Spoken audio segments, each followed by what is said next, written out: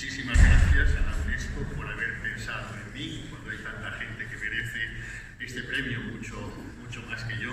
Muchísimas gracias a mi querido antiguo discípulo y hoy colega en la Universidad de Valencia, Marco Antonio Coronel Ramos, que es un gran filólogo, como han visto ustedes, un grandísimo y a veces exagerado amigo. Me siento muy a gusto aquí en torno a estos tiempos y celebro mucho que nuestro amigo Ripollés pertenezca a una generación que todavía puede leer el inicio de la Ilíada de Homero en griego. Eso ya no se da. Todo esto que nos rodea es mi vida casi, porque me he dedicado al Virgilio, me he dedicado a Dante, me he dedicado a Paul Valéry, he hecho dos de edición crítica de los dos tomos de las obras completas, sobre Alfred Valéry. Claro, lo que más me emociona, y debo decirlo, es el plomo de la serreta de Alcoy, que está aquí abajo, sobre el que yo hice mi tesis doctoral. Ibéricas, de manera que se han reunido en un azar objetivo, como diría Bretón, todo lo que para mí es multi interesante. En la tumba de Berlín he estado muchas veces y siempre me acuerdo del cementerio marino al que pertenecen estos versos. Y los vientos siempre han sido un problema. Por ejemplo, en latín no sabían si era animado o era inanimado, no sabían qué género ponerle, no sabían con qué preposición iban regidos. Y eso hasta el propio Virgilio y el propio Horacio dudan. Siempre hay notas en las ediciones críticas porque no saben si poner cuando sopla esta preposición o no ponerla. Siempre los vientos no han estado sistematizados nunca en la gramática latina. Yo no conozco la ruta de la seda como el profesor Eduard Miva, gran amigo mío, que es un erudito y estudioso de ella, pero de toda que nos reúne hay una cosa que sí que me ha obsesionado siempre y es la palabra concordia, y por eso celebro mucho que en el templo dórico en Agrigento haya sacado la UNESCO precisamente su estatuilla para logo suyo y para logo de este premio.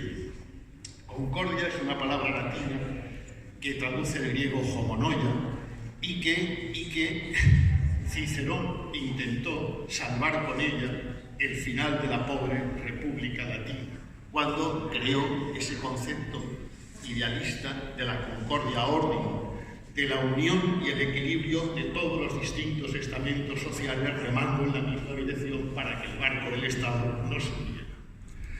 Luego hay algo que me emociona mucho de este premio y siento que no haya podido estar hoy aquí por enfermedad, que es una personalidad científica y humana como es Federico Mayor Zaragoza, al que en cierto modo está muy unida a mi vida por otro azar objetivo sin que nos hayamos puesto de acuerdo.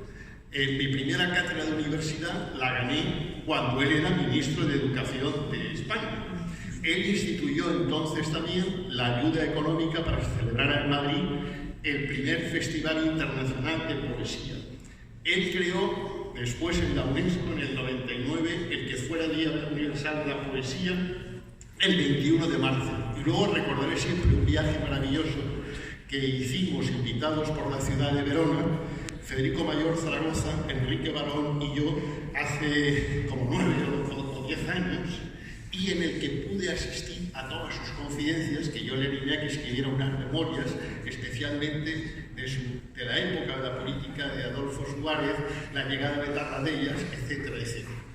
Y luego siempre admiré muchísimo en él que, siendo un gran científico, un hombre que gana una cátedra de universidad de su especialidad a los 27 años, que es rector muy pronto de la Universidad de Granada, sintiera por encima del compromiso científico con la verdad, o al igual que ese compromiso, por lo menos, un compromiso con la vida cívica, con la vida política, con la vida social.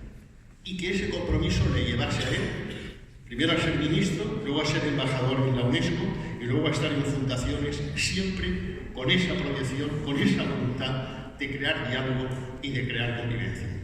Él es poeta, ya lo han dicho hoy aquí muy bien, hay un poema suyo, lo conozco bien sus libros, pero lo que yo querría decir, porque como latinista que soy debo decirlo, es lo mucho que me ha impresionado la interpretación hoy, la exposición hoy que nuestro profesor italiano de la Universidad de Nápoles, ¿no?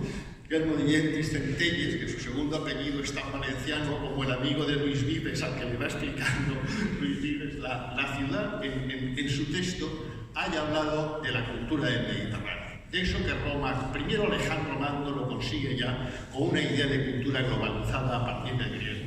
Luego lo consigue la Pax Augusta, lo consigue. Esas son las dos grandes globalizaciones culturales que hemos tenido. Y hemos de luchar, y yo he luchado durante años como presidente de la Sociedad Española de Estudios Clásicos, para que el latín vuelva a ser una lengua de cultura viva y, sobre todo, para que luche contra el inglés en Naciones Unidas, y especialmente en donde debe luchar, que es en Bruselas. Porque la manera de objetivar una lengua franca común para todos, en la que nadie tenga ventajas, es volviendo al latín, que se habló hasta el siglo XIX en el Parlamento austriaco y que, por lo tanto, es una lengua igual para todos. Yo agradezco mucho a la UNESCO todo lo que hace por la cultura y por la educación en el mundo, porque creo que la única manera que tenemos los seres humanos de llegar a la concordia, de llegar al diálogo, es a través de la educación, de la civilización y de la tolerancia. Muchas gracias.